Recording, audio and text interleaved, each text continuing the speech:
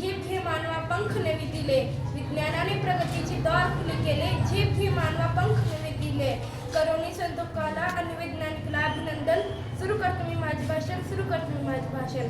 आजच्या कार्यक्रमाचे अध्यक्ष प्रमुख पाहुणे व इथे जमलेल्या माझ्या बालमित्रांनो, आज तुम्हाला मी 28व्या राष्ट्रीय विज्ञान दिनाचे 2 शब्दात माहिती सांगणार आहे. तुम्ही शांतपणे ऐकून घ्या, ही माझी विनंती. सर्वप्रथम 28व्या राष्ट्रीय विज्ञान दिनाची सर्वांना आर्थिक शुभेच्छा.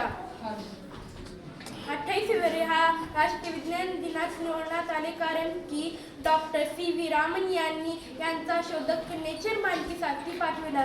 शोध म्हणजे रामन इफेक्ट. ह्यालाच 1930 रोजी नोबेल पारितोषिक मिळाले, म्हणून 28व्या राष्ट्रीय विज्ञान दिनासाठी निवडण्यात आला. आजचे ही 21वा शतक, आजचे ही युग विज्ञान युग म्हणून ओळखले जाते. ती मग घड्या कशाला अलार्म असो की आपल्या मोबाईलचा अलार्म. सकाळपासून तर रात्री झोपेपर्यंत विज्ञान आपल्या सोबत असते.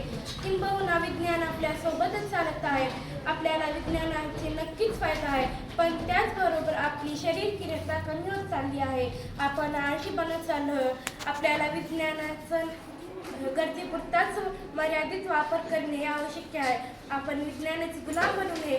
इथं माझे 2 शब्द संपवितो. जय हिंद, जय भारत.